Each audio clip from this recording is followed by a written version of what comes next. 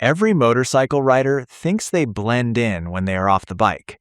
They think they look normal. They think nobody can tell. They are wrong, because riding a motorcycle changes you in ways you cannot hide. It changes the way you move, the way you look at things, the way you react to sounds, the way you stand in a parking lot. And if you know what to look for, you can spot a rider from across a room in under 5 seconds. Here are the signs. And if you ride, you are about to feel very talled out. Sign number 1, the helmet hair. You can wash it, you can comb it, you can spend 15 minutes in the bathroom trying to fix it. It does not matter. There's a specific flattened shape that only a motorcycle helmet creates. The top is pressed down, the sides are pushed out. The back has a crease that no amount of product can fix.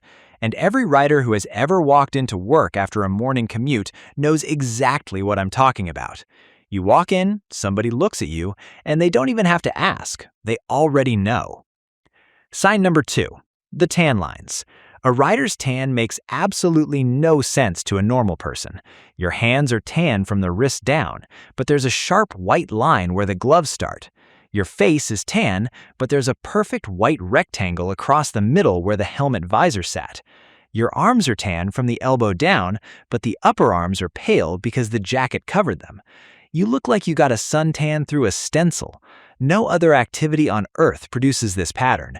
It's a fingerprint, a riding fingerprint burned into your skin. Sign number 3, the head scan.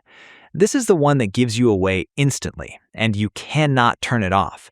A rider walks into any room, any building, any parking lot, and their head moves in a specific pattern: left, right, down, up, behind. They are scanning, not looking, scanning. They are checking for obstacles, exits, surfaces, threats.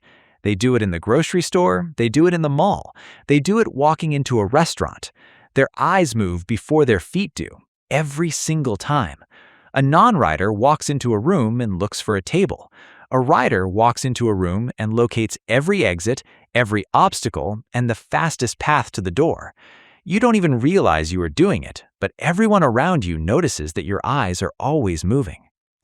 Sign number 4, the lean. Put a rider in the passenger seat of a car, take a corner, watch what happens. They lean. They lean into the turn like they're on a motorcycle. Their body tilts, their shoulder drops, their head angles. They can't help it. The instinct is burned into their muscles. And the driver looks over at them like they've lost their mind. You're in a car. The car does the leaning for you, but your body doesn't know that anymore. Your body thinks every turn requires a lean input. Riders also lean when they are walking around a corner. Slightly, just a fraction, but it's there. Sign number 5, the sound radar. A rider hears motorcycles the way a mother hears her baby cry in a crowded room. You are in a restaurant, music is playing, people are talking, dishes are clanking, and somewhere 3 blocks away, a motorcycle starts up. Your head turns. Immediately, before your brain even processes it. Nobody else at the table heard anything. They are looking at you like you are insane. But you heard it. You always hear it. And it is not just hearing it, you can identify it. That is a twin. That is an inline 4. That is a single cylinder. That is a V-twin with an aftermarket exhaust. You have developed an entire audio classification system that runs in the background of your brain 24 hours a day.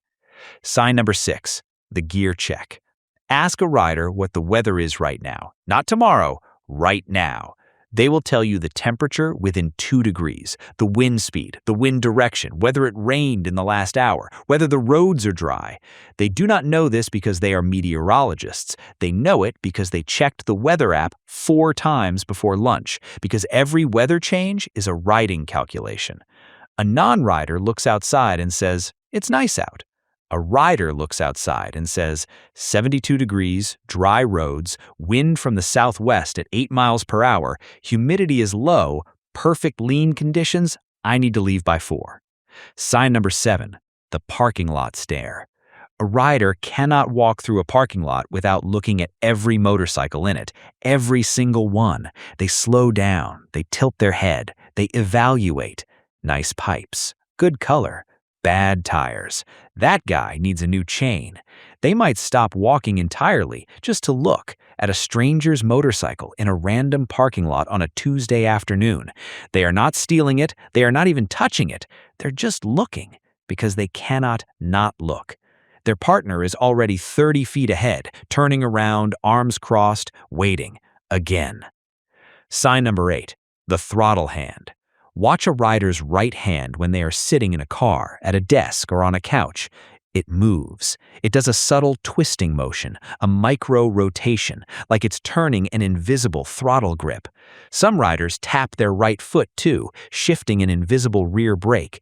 These are phantom muscle memories. Their hands and feet are practicing riding even when there is no motorcycle under them. They do it unconsciously, during meetings, during movies, during dinner.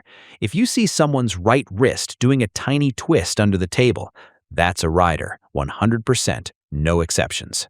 Sign number 9, the jacket lines. Look at what a rider is wearing. Even in normal clothes, there are tells.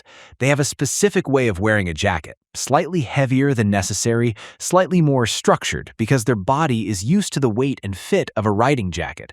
Their boots are a little thicker than normal shoes. Not hiking boots, not dress shoes, something in between, something that could work a shift lever. And somewhere on their body, there is a tan line, a strap mark, or a slight crease from a piece of gear they wore this morning and took off in the parking lot. Sign number 10, the distance stare. This is the final sign, and it is the most honest one. A rider is sitting in a meeting, or standing at a party, or waiting in line at the grocery store, and their eyes go somewhere else. Not unfocused, not daydreaming. They are looking at a specific place that does not exist in this room. They are seeing a road, a corner, a stretch of empty asphalt with no cars and no speed limit in their mind. They are not bored, they are not distracted, they are planning their next ride, and it is happening right now behind their eyes in a place nobody else can see. And that look, that specific distant look, is something no non-rider will ever recognize, but every rider knows exactly what it is, because they have seen it in the mirror. So the next time you are in a room full of people and you are trying to figure out who rides, you do not need to ask. Just look for the helmet hair, the weird tan lines, the head that scans every room, the body that leans in corners, the ears that hear engines nobody else hears, the eyes that track every motorcycle in every parking lot. They are everywhere, hiding in plain sight, looking completely normal, but they are not normal. They never were, and they never will be again. They are riders, and the bike is never more than one thought away.